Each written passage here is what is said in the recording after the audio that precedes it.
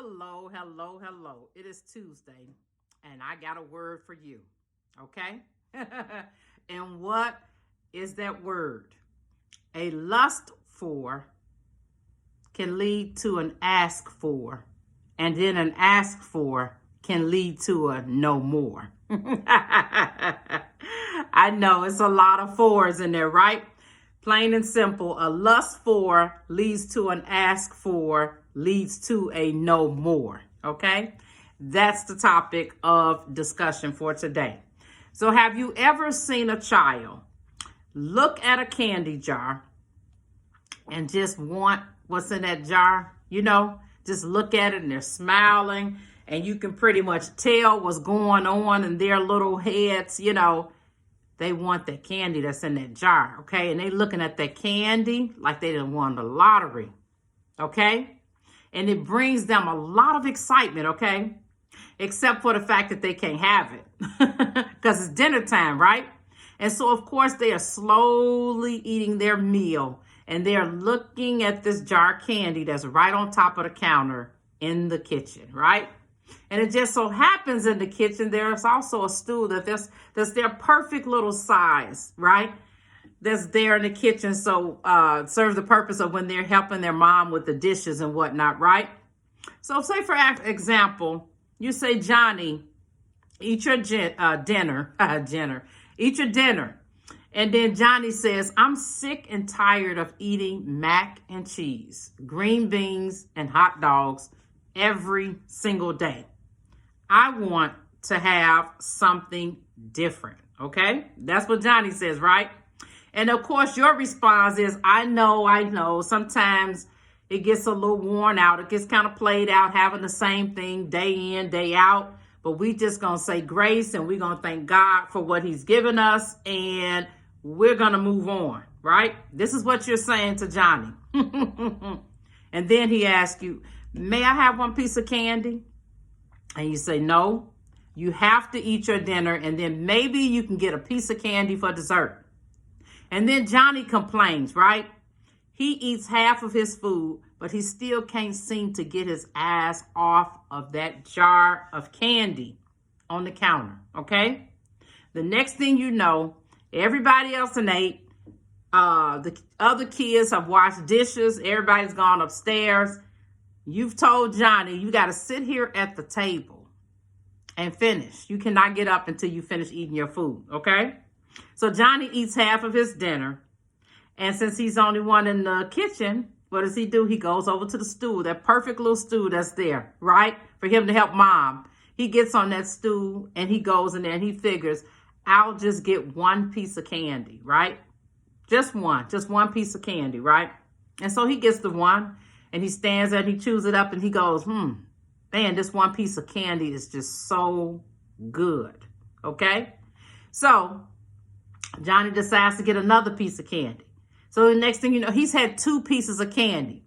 And those 2 pieces of candy turn into 5 pieces of candy. And those 5 pieces of candy turn into 20 pieces of candy. Okay? He done had 20 pieces of candy. Okay? He's got these little chews. He's had now laters. He's had Tootsie Rolls. He's had little mini Chico sticks, lemon heads. He's had all kind of stuff. And now at this point, Johnny is sick. Okay? Guess what? He finishes up with the candy jar, but he forgot to put the top right back on the jar of candy. So his mother knew that he'd been in there. Plus, she didn't even have to see the jar off. Just from him being laid out the way he was, she knew what Johnny had done. Okay, so just really think about this, right? But she figured the stomach ache was punishment enough. There are times in life when we can't take our eyes off of that one thing. That one thing that one item might be food. It could be clothes. It can be some type of household decor. It could be that dream home. It can be that perfect position. It can be that car.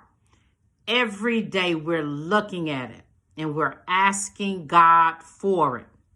And God is either telling us yes, no, not right now, or my grace is sufficient, as he told Paul, right?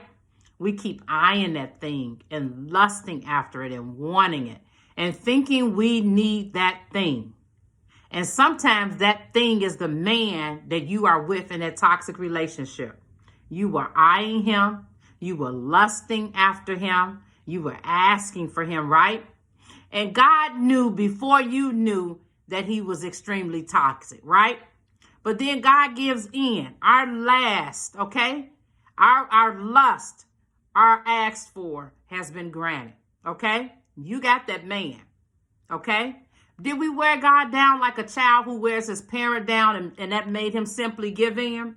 No, not at all. God is still God. He's still sovereign. He's still on the throne. He simply wanted us to see that we really did not need what we thought we needed, what we were lusting after, what we were asking for, okay? And once he gave it to us and decided, go ahead, you want it that bad, you think it's going to fulfill all your needs, okay? It's going to take the place of my providence. Go ahead and have it. And once we get it, the love of it is going to overwhelm us out of control, right? And that item we wanted so badly has, the next thing you know, is putting a sour taste in our mouth. We can't get rid of it. Everywhere we go, we leaking toxins. We thinking like we have a lemon head, and it seems like it's all down in your throat. It's all throughout your body. Your whole system is filled up with the acid from having that lemon head, that candy that Johnny had, right? Okay? That idol has now, that the lust for turned into the ask for, and now the ask for has become a no more. And that's the same thing that happened with the Israelites, right? God was providing manna. He was raining it down from heaven. It wasn't enough. They lusted after meat, right? And they became delusional, and magical thinking took over, where they kept imagining, you know, how good it was going to be once they got that meat, how it was going to somehow literally transform their lives, right? God's provision became old news. It changed their lives, all right, right? So pretty soon they had meat until it was coming out of them everywhere. I mean, they were just literally sick, and some of them eventually dying due to overconsumption, gluttony, right? You thought that man was going to provide something that God's provision could not, and it did. That provision sounds like steal, kill, and destroy. Jesus said, I came to give you life, and I came to give it to you more abundantly.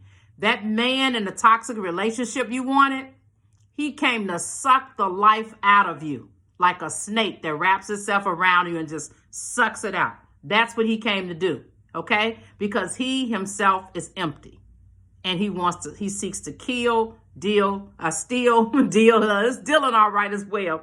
Steal, kill, and destroy, because he is being used as a tool of Satan himself.